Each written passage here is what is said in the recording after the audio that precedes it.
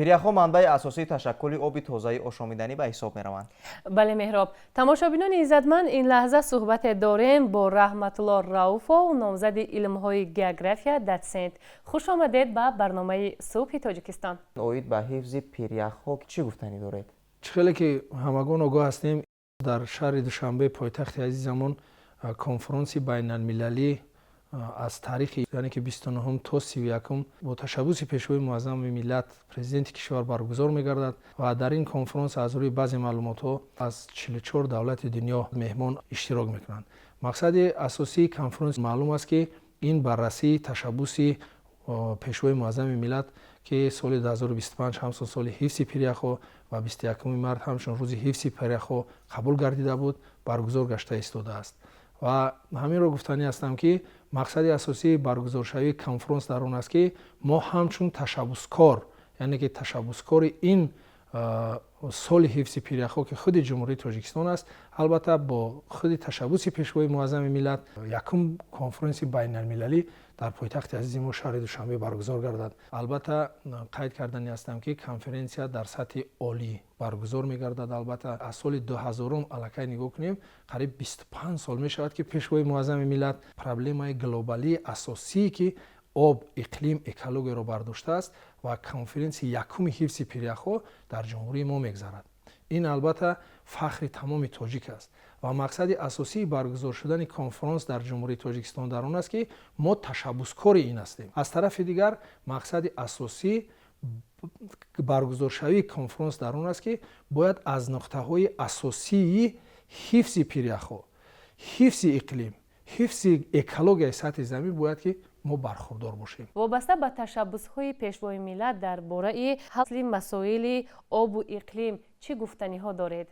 албатта дар масъалаи ташаббусҳои пешвои муаззами миллат оид ба обу иқлим, экология ҳаминро қайд карданӣ ҳастам ки дар ҳақиқат новобаста ба оне ки ҷумҳурии Тоҷикистон дар иттиҳоди давлатҳои мустақил аз захираҳои обӣ дар ҷои ҳаштумам ки қарор дошта бошад, пешвои муаззами миллат масъалаи обро яке аз проблемаҳои глобалии сатҳи сайёра бардоштанд. ҳамагон огоҳ ҳастем ки дар сатҳи сайёра аз нарасидани об аз рӯи ҳисоби баъзе мутахассисон дар 17 сония як кӯдак аз нарасидани об мефавтад. зиёда аз 2.4 миллиард аҳолии сатҳи сайёра ба оби аз нуқтаи назари санитарӣ тоза дастрасӣ надоранд. нишона дар он аст ки гармшавии сатҳи сайёра иқлим рафта истодааст ва пешвои муаззами миллат ҳама вақт дар баромадҳошон оид ба сарфакорона истифода бурдани захираҳои об дар сатҳи сайёра сухан меронанд. ва як чизи дигар қобили қайд аст ки пешвои муаззами миллат дар созмони милали муттаҳид вақте баромад карданд як сухани хеле муҳтаво гуфтанд ки арзишмандии об аз арзишмандии дигар сарватҳои табиӣ кам нест. пешвои муаззами миллат дар ҳар як баромади худшон қайд мекунанд ки мо бояд ки тарзи сарфакорона истифода бурдани обро донем. то соли 2000 1.2 миллиард аҳолии сатҳи сайёра дастрасӣ ба оби тоза ва 2.4 миллиард аҳолии сатҳи сайёра умуман дастрасӣ ба об надоштанд.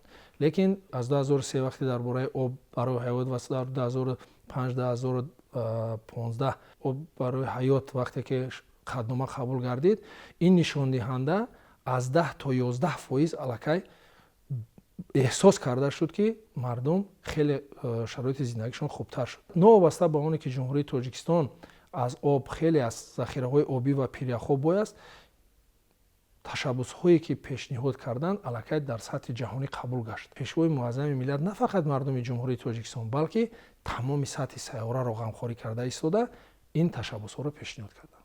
ҷумҳурии Тоҷикистон аз захираҳои об хеле бой аст. пиряхҳои ҷумҳурии Тоҷикистон бошад, агар аз рӯи маълумотҳое ки яке аз пиряхшиносони маъруфи тоҷик дар китоби охирон каталоги пиряхҳо қайд кардагӣ ҳастанд ки дар ҷумҳурии Тоҷикистон 9139 пиряхе ки зиёда аз 1 километр дарозӣ доранд мавҷуд аст. дар ҳақиқат дар ҳолати имрӯзаи ҷумҳурӣ баъзе пиряхҳое ки хурдтар ҳастанд, албатта ино об шуда рафтанд аз байн, лекин маълумоти умумие ки додагӣ ҳастанд аз масоҳати умумии ҷумҳурии Тоҷикистон, яъне масоҳати умумии ҷумҳурии Тоҷикистон 5.8% онро пиряхҳо ташкил мекунанд. пиряхҳо ин захираҳои оби ошомиданӣ ҳастанд мақсади асосии пешгирӣ кардани пиряхҳо ин ҳам аз он шаҳодат медиҳад ки мо бояд захираҳои пиряхии худмонро нигоҳ дорем. барои чӣ? Барои оне ки захираҳои пиряхие ки дар ҷумҳурии Тоҷикистон ҳастанд, ин ҳам барои ҷумҳурии Тоҷикистон, ҳам ва барои мардуми поёноби мо хеле зарур астанд. Бояд ки дар ҷумҳурии Тоҷикистон зиёда аз 1 миллион дарахт шинонда шавад, дарахтҳои сояафкан ва дарахтҳои ороишӣ. Масалан, арча. мақсад дар чи аст? Мақсад дарахт ё ин ки арча ё ин ки ҷангалзор, ин тоза нигоҳ доштани обу ҳаво. дуюм мақсади асосӣ барои мӯътадил нигоҳ доштани боду ҳаво аст, ки ҳозир мо медонем ки гармшавии иқлим рафта истодааст. агар ҳамин экосистемаро мо тезтар барқарор кунем, бахуваттар кунем, мо метавонем ки то андозае захираҳои